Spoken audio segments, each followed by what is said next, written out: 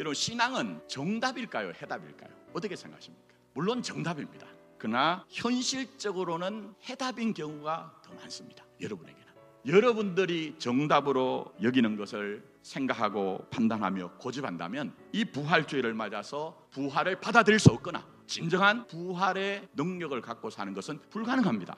그 모습이 어디 나오냐? 오늘 마태복음에 나옵니다. 보십시오. 예수님 분명히 사망권세 깨뜨리고 부활하셨습니다. 그러나 이 놀란 소식을 접한 대제사장들 어떻게 해서라도 부활의 놀란 소식을 덮기에 급급합니다. 왜요? 이들에게는 예수 부활이 정답이 아닙니다. 더 나아가서 정답이 되면 안 되는 거예요. 성경이 폭로하는 것은 이들이 가진 정답, 그러나 하나님을 정답 삼아 살고 있는 그들은 하나님을 빙자한 자기 이익이 정답이었다는 거예요. 당시에 예루살렘 성전을 중심으로 유지되는 율법이란 종교 시스템이 있었습니다.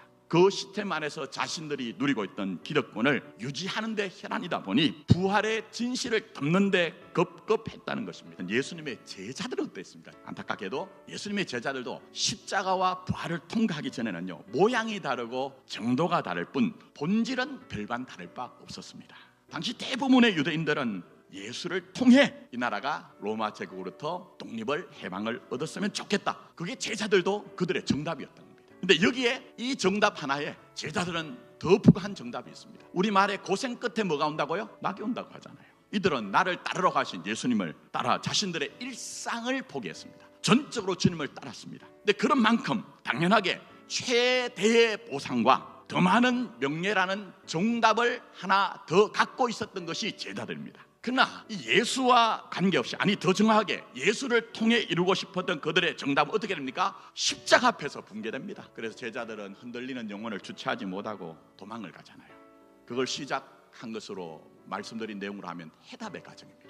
마치 한 마리의 소의 뼈와 살과 뿔을 발라내듯 내가 가진 그 정답이 해체가 된 거예요. 그러나 여러분이 여기서 세상에 허락되지 않은 여러분에게만 주신 하나님의 은혜가 뭔지를 인지하시고 인정해야 됩니다. 당장 대조되는 대제사장은 어떻습니까? 자신들의 정답을 고수하기 위해서 온갖 방법을 다 씁니다. 그러면서 돌이키지 않습니다. 그러나 제자들은 자신들이 생각했던 정답의 해체만이 아니라 결국 과정을 거쳐서 인생의 궁극적인 답이 되시는 예수께로 돌아옵니다. 성경은 이 내용에 대해 예수님이 제자들에게 해답의 과정을 허락하셨을 뿐만 아니라 예수님 자신이 해답이 되어 주셨다.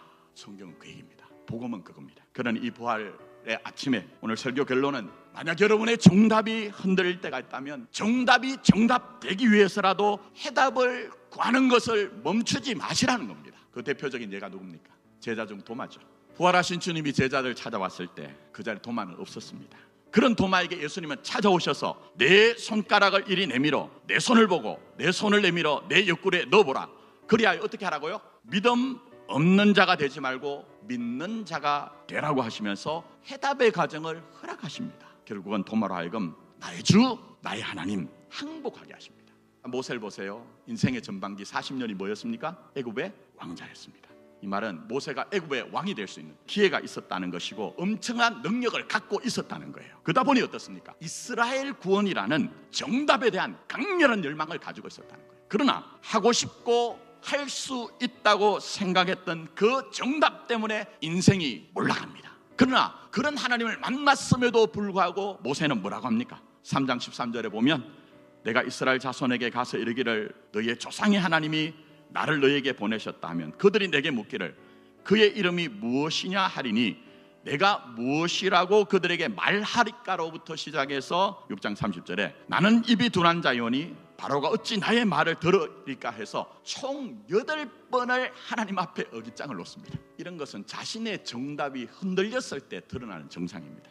자신의 정답이 심하게 흔들렸기 때문에 아픔 때문에 이렇게 얘기를 합니다. 얼마나 심각했던지 하나님을 만났는데 일성이 뭡니까? 당신 이름 뭡니까? 입니다. 이는 당신은 내게 낯선 존재라는 거예요.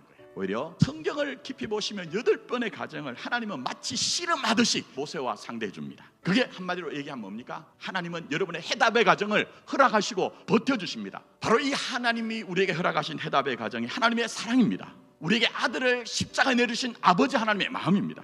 무한하신 부활의 능력이 어디서 발견되느냐? 바로 여러분에게 해답의 가정을 허락하신 것으로 나타나는 것입니다. 오늘 본문 6절에 어떻게 됩니까? 모세와 아론이 여호와께서 자기들에게 명령하신 대로 행하였더라 하는 자리까지 해답의 과정을 통해서 끌고 가시는 것이 하나님의 은혜, 구원자 예수 그리스도의 부활의 능력입니다.